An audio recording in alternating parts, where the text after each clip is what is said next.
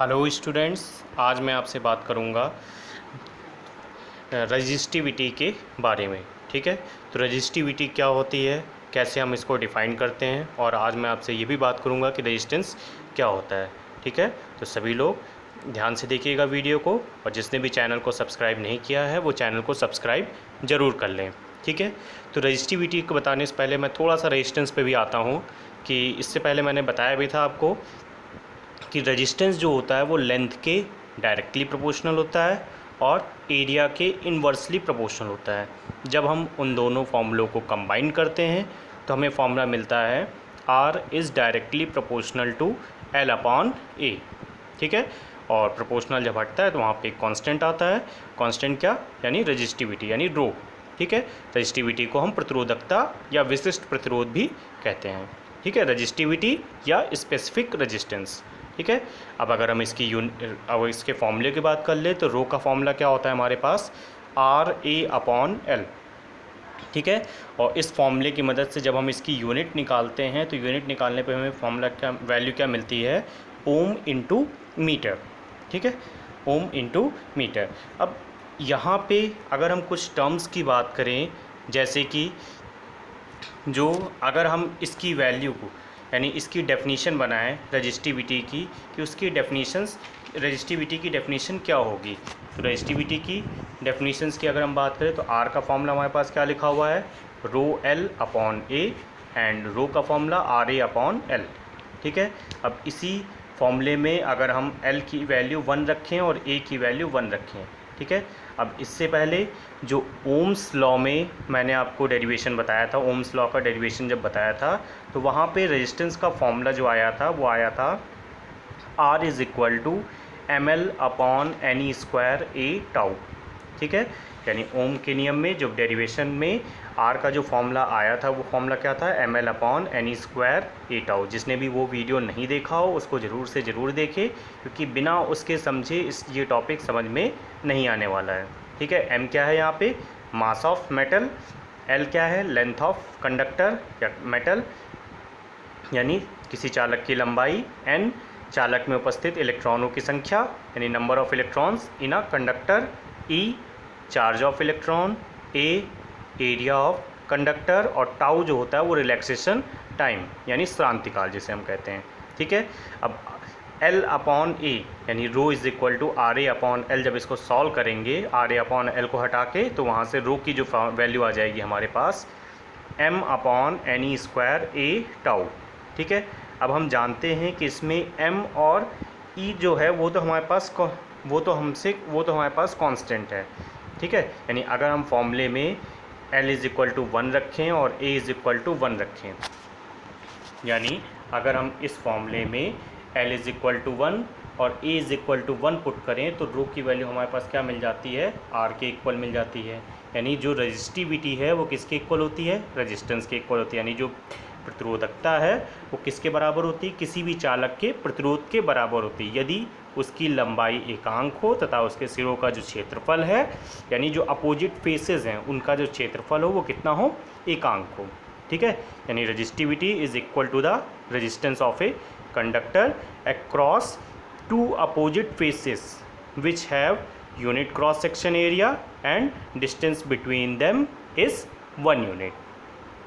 ठीक है, तो ये इसकी एक डेफिनेशन हो गई। एक डेफिनेशन इसकी और भी बनती है स्टूडेंट्स कि अगर हम ब्लॉक कौन सा ले लें, क्यूबिकल ब्लॉक ले लें, यानी एक घनाकार कोई पदार्थ ले लें, मेटल ले लें, मटेरियल ले लें, तो उसके सिरों पर भी जो रेजिस्टेंस होता है यानी जो क्रिएट होता है वो भी रजिस्टिविटी के इक्वल होता है। यानी एकांक भुजा का या एकांक यानी 1 यूनिट साइड का अगर हम कोई क्यूब ले लें तो उसके सिरों पर भी जो रेजिस्टेंस क्रिएट होता है वो भी क्या होता है, रजिस्टिविटी के इक्वल होता है। तो उससे हम अगर डेफिनेशन बनाएं कि रजिस्टिविटी क्या होती है, तो resistivity of a metal is resistance between two opposite faces of unit cube of that metal.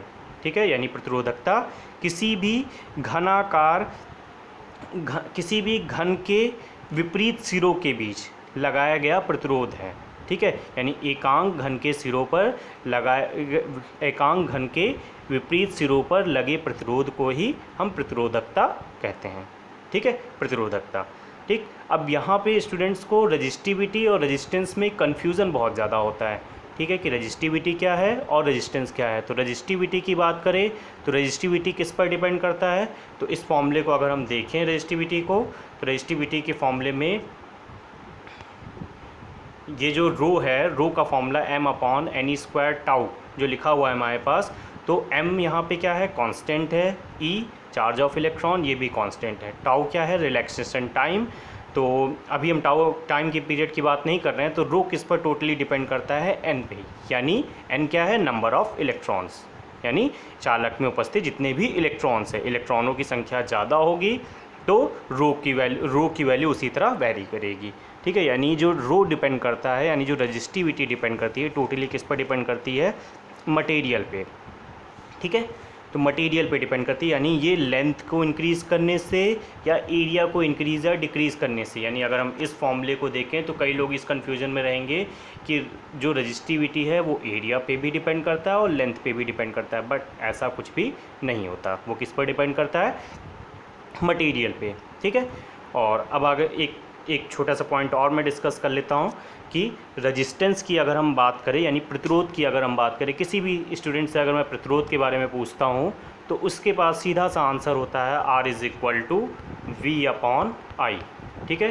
यानी विभवांतर तथा धारा के अनुपात को हम प्रतिरोध कहते हैं, यानी the ratio between potential difference to the electric current is resistance, ठीक है। ये हर किसी के मुंह से डेफिनेशंस निकलती है, but this is not correct, ठीक है। ये जो डेफिनेशंस करेक्ट एक कह भी सकते हैं, ये जो डेफिनेशन जो है ये मेज़रमेंट का मेथड है, बट एक्चुअल में रेजिस्टेंस क्या है, ये रेजिस्टेंस नहीं होता, ठीक है। एक्चुअल में जो इलेक्ट्रिकल रेजिस्टेंस की बात करें, यानी जो वैद्युत प्रतिरोध की बात करें, वो ये नहीं होता। अगर हम रेजिस्टेंस की एक्चुअल में बात करें तो रेजिस्टेंस इज़ द अपोजिशन, ठीक है। यानी रेजिस्टेंस उस प्रतिरोध को कहते हैं, यानी उस विरोध को कहते हैं जो कि इलेक्ट्रिकल चार्जेस फेस करते हैं जब वो कंडक्टर में मूव करते हैं, ठीक है। यानी रेजिस्टेंस उस विरोध को हम कहते हैं जो कि इलेक्ट्रिकल चार्जेस यानी वैद्युत प्रतिरोध फेस करते हैं जब वो किसी कंडक्टर में मूव करते हैं, ठीक है। तो अगर इसकी हम डेफिनेशन की बात करें तो resistance is the opposition faced by electrical charges when they are moving in a conductor, ठीक है। यानी प्रतिरोध किसी भी चालक में वह विरोध करने का गुण है जो कि वैद्युत आवेशों द्वारा महसूस किया जाता है, वैद्युत आवेशों द्वारा फेस किया जाता है, ठीक है। जब वैद्युत आवेश एक स्थान से दूसरे स्थान तक प्रवाहित होते हैं, ठीक है। अब रेजिस्टेंस क्रिएट कैसे होता है, तो रेजिस्टेंस क्रिएशन की बात करें तो बेसिक कॉज जो होता है रेजिस्टेंस का, कि जितने भी चालक में उपस्थित इलेक्ट्रॉन हैं जब वो एक दूसरे से टकराते हैं, ठीक है। यानी जैसे हमने कहा कोई एक हमारे पास चालक है और उसमें बहुत सारे इलेक्ट्रॉन्स हैं, ठीक है। तो अब जब हम इसमें धारा प्रवाहित करते हैं या इलेक्ट्रिकल एनर्जी देते हैं इसको, तो ये सारे इलेक्ट्रॉन अपनी एनर्जी को यहाँ एक एंड से दूसरे एंड तक ट्रांसफ़र करते हैं। किस तरह से ट्रांसफ़र करते हैं, तो ये अपनी एनर्जी एक दूसरे से टकरा कर ट्रांसफ़र करते हैं। जैसे कि अगर एक लाइन की बात करें कि लाइन में अगर हम एक पीछे बंदे को कुछ भी सामान पास करेंगे तो वो धीरे धीरे करके अपने उस सामान को आगे वाले बंदे तक पहुंचा देगा बिना मूवमेंट के, ठीक है। यानी बिना अपनी पोजीशन को चेंज करके, ठीक है। तो वैसे ही यहाँ पे इलेक्ट्रॉन्स भी बिना पोजीशन चेंज किए हुए अपनी एनर्जी को एक एंड से दूसरे एंड तक ट्रांसफ़र कर देते हैं। किस तरह से, कोलाइड करके, यानी टकरा कर, ठीक है। तो रेजिस्टेंस का जो बेसिक कॉज है हमारे पास वो क्या है, कोलिजन, यानी कोलिजन। और कोलिजन क्रिएट कैसे होता है, तो धक्के से क्रिएट होता है।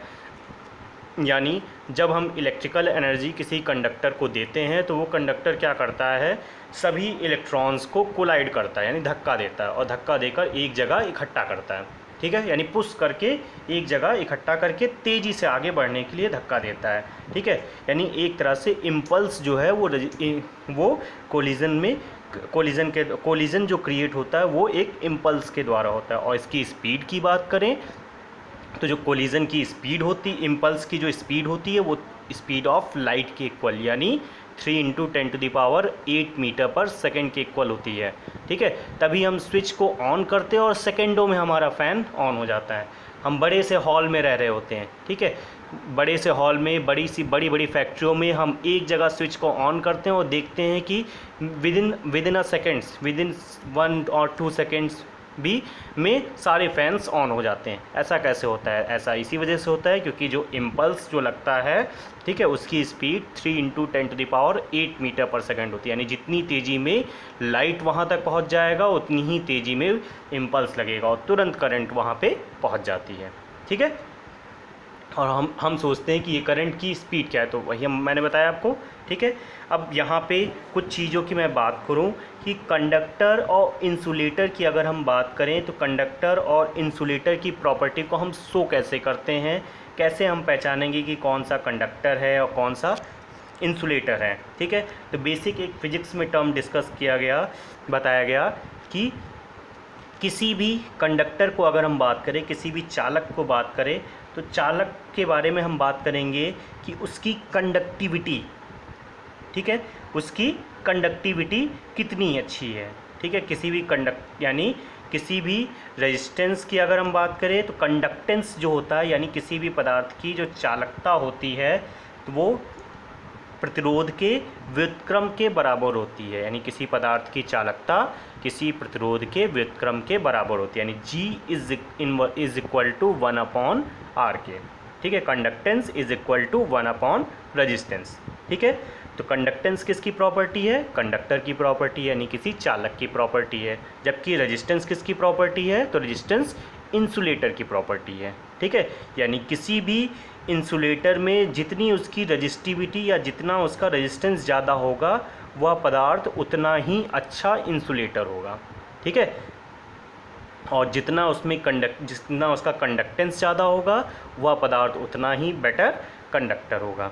क्लियर हो रहा है? ठीक है। इसी तरह से हम बात करते, जैसे मैंने आपको कंडक्टेंस बताया वैसे ही इसमें एक टर्म होता है कंडक्टिविटी, जिसे हम कहते हैं हिंदी में विशिष्ट चालकता। और कंडक्टिविटी जो होती है वो इक्वल होती, conductivity is reciprocal of resistivity, यानी जो विशिष्ट चालकता होती है वो विशिष्ट प्रतिरोध के व्युत्क्रम के बराबर होती है, ठीक है। तो ये हमारे पास आज के टर्म्स में मैंने आपको डिस्कस किया, ठीक है। Thank you class. बाकी टर्म्स मैं आपको नेक्स्ट क्लास में वीडियो में प्रोवाइड करूँगा। Thank you.